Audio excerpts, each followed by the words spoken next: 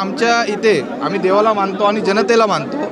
विशाल परब सारखा एक तरुण कार्यकर्ता जर आमदारकीला उभा राहिला आणि त्या ठिकाणी चुकीच्या प्रकारे मतदान झालं, लोकांना मी दोष देत नाही, पण चुकीच्या व्यक्तीला निवडून दिलं आणि त्याचं फळ आपल्याला 1 वर्ष भोगावं लागलं। मागील 20 वर्षात आमदार असून सुद्धा साधं हॉस्पिटल डेव्हलपमेंट काहीच नाही आहे। मी केवळ टीका टिप्पणी करत नाही, परंतु आजही दीपक भाईंनी किंवा असंख्य काही मंडळी त्यांच्यासोबत जे असतात त्यांनी विचार करण्याची गरज आहे की नवीन तरुणांना आपण संधी देणं काळाची गरज आहे।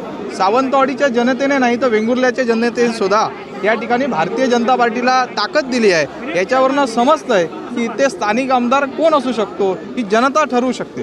तुम्ही स्वभावावर नांदी समजायची का? 2029ची वाट बघायची गरज नाही आहे। या ठिकाणी आजपासून भारतीय जनता पार्टी कामाला लागलेली आहे। तुम्ही स्वभावावर निवडणुका दोन्ही ठिकाणी लढवल्यात आणि विजय प्राप्त केला। महाराष्ट्रातलं हे सगळ्यात मोठं उदाहरण सावंतवाडीचं आहे।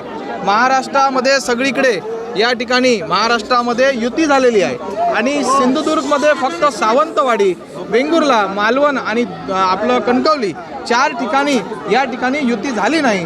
सावंतवाडी विधानसभेने आणि सावंतवाडीच्या जनतेने करिश्मा दाखवलेला आहे। हा विशाल परब यांचा विजय नसून रवींद्र चव्हाण साहेब तसंच स्थानिक बीजेपीचे सर्व कार्यकर्त्यांचा विजयी आहे।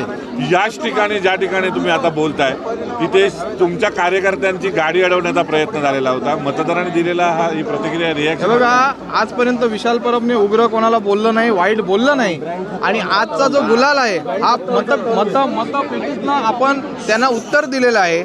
आजचं